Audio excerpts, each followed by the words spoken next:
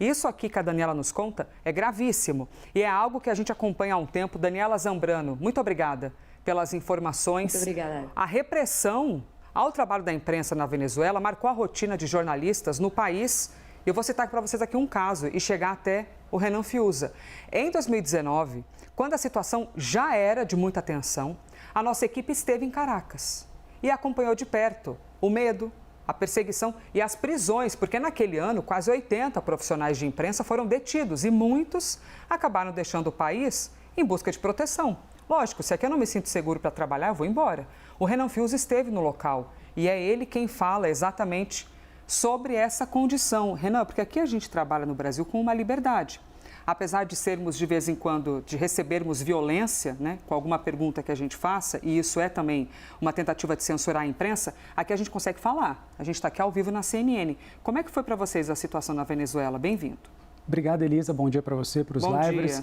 Me junto nessa cobertura tão importante para falar de um assunto que, quando a gente não tem liberdade de expressão, quando a gente não pode reportar aquilo que a gente vê pelas ruas, que a gente encontra nos caminhos, a gente não tem como contar a verdade, como contar a história de um povo, a história de um país. Pelas imagens que a gente traz por aqui para vocês, dá para a gente perceber como é que a vida desses periodistas, assim que eles chamam, os jornalistas lá, vivem em meio a uma guerra. E são pessoas que estão exercendo simplesmente o direito de contar as histórias que encontram pelas ruas. São opositores a Nicolás Maduro, são pessoas que estão tentando contar o que encontram, né, as histórias que encontram, mas são proibidos, como a Daniela nos trazia, e com tantas e tantas dificuldades para trabalhar. E o medo da perseguição, né, de você ser preso. O medo da perseguição, com toda certeza. Um dos principais personagens que a gente conversou, Jesus Medina, um jornalista, um repórter cinematográfico que nos abriu a porta, né, e mostrou para a gente uma realidade em Caracas. Estive lá em 2020, antes da pandemia, e a gente percebe uma cidade dividida por uma linha imaginária. Imagine só, uma cidade que você tem metade dela pelos apoiadores de Maduro e outra metade, na época ainda, o presidente autoproclamado, Juan Guaidó. Então você tinha uma cidade, mas esses jornalistas viviam com medo simplesmente porque tinham os telefones grampeados, eram monitorados pelo serviço de segurança e eram presos simplesmente porque queriam contar o que estavam vendo. E que eram opositores de Maduro, porque estavam contando a realidade, não tinham o direito de liberdade de expressão. Jesus Medina foi preso 11 vezes. 11 vezes. Ficou quase 2 anos num dos piores presídios da Venezuela e passou por momentos muito difíceis. Ele relata que foi torturado, né? Inclusive, a gente tem um trecho numa conversa que eu tive com ele que eu chamo a atenção para essa conversa. Muito sensível a fala dele e a gente vai acompanhar agora.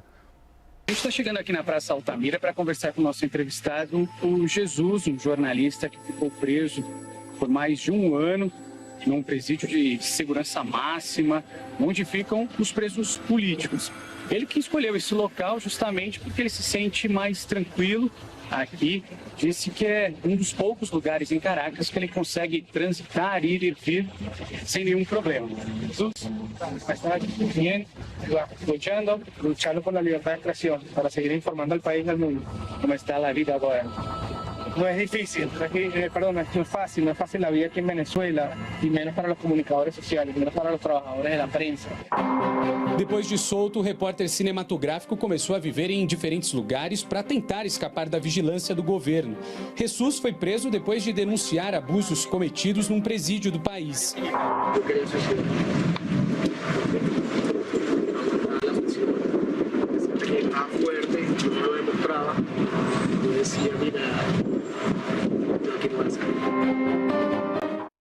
Tá aí, Elisa, ele dizendo que preferiu até, por algum momento, tirar a vida ali no presídio, tamanha tortura e tamanho desespero de estar ali e ser um perseguido, como ele alega, ser um perseguido político. Isso em 2020, você esteve com ele. Exatamente. Conversei com ele, com pelo menos mais 10 jornalistas que viviam esse mesmo cenário. Cenário de medo, tinham que se esconder, mudar de lugares, não conseguiu ter uma vida normal em Caracas, né? Simplesmente porque queriam exercer o direito, a gente relembra aqui, de trabalhar, de mostrar o que talvez o governo não queria, né? Como a Daniela nos trazia, você liga ali a televisão em Caracas, só passam coisas estatais, músicas, parece que está tudo bem. Exatamente, que nada está acontecendo, uma maneira de maquiar a realidade e censurar a imprensa. Só para você ter uma ideia, na época, em 2019, essas redações aí do principal jornal, completamente vazias, pelo menos 40, à época, veículos de imprensa, a gente está falando de internet, a gente está falando de televisão e rádio, foram fechados. Fechados. E você conversou agora novamente com esse jornalista. O nosso trabalho de jornalismo é esse, né? Manter sempre as fontes. E eu conversei com esse personagem, o Jesus, conversei com ele. Após 6 anos, ele cumpriu todas as obrigações com a justiça da Venezuela, foi inocentado, inclusive, à época tinha sido enquadrado no crime como se fosse uma espécie de terrorista, articulando contra o governo, mas foi inocentado no tribunal.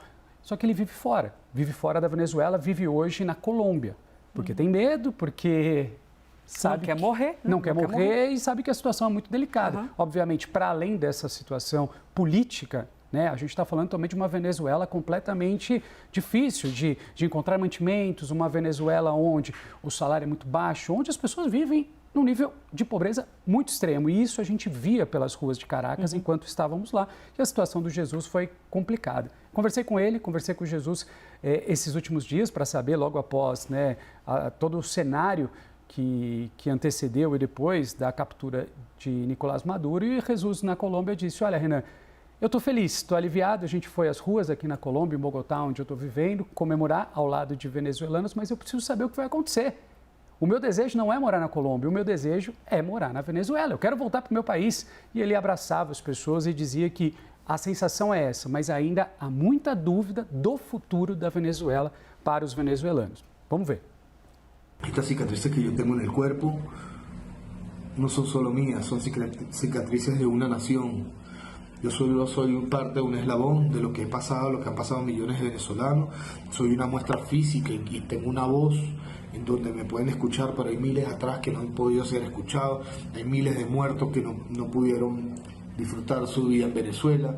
Hay millones que están perseguidos. 1080 presos, si no me equivoco, presos políticos que se encuentran tras las rejas y que tememos por su vida. El mensaje es claro a toda la nación, a los medios de comunicação, es a seguir luchando por el país, por nuestros principios, nuestros ideales. E pelo mínimo de liberdade, né? Se ocorresse isso aqui, neste momento no Brasil, nós não estaríamos aqui e você possivelmente poria na CNN e estaria passando alguma outra coisa que não fosse exatamente a notícia. Isso é extremamente danoso para uma estrutura democrática e na Venezuela não existe esse tipo de liberdade. Ele está com alguma esperança, né? A ver o que vai acontecer, Renan. É isso, a ver o que vai acontecer, porque há uma esperança, há uma conquista para quem queria que Maduro não estivesse mais lá, né, no posto e que essa ditadura tivesse um fim. Mas ainda há muita dúvida. E ele mesmo disse, em 2020, né, que seguiria lutando e continuaria lutando por uma liberdade pelas pessoas, pelo povo venezuelano. Hoje, 2026, nessa conversa que eu tive, o desejo é o mesmo, de uma Venezuela com certeza muito melhor. E ele disse que estavam na rua celebrando na Colômbia, na rua, porque estavam na Colômbia. Exato. Porque na Venezuela, hoje também, eles não poderiam estar na rua celebrando qualquer coisa, tamanha repressão.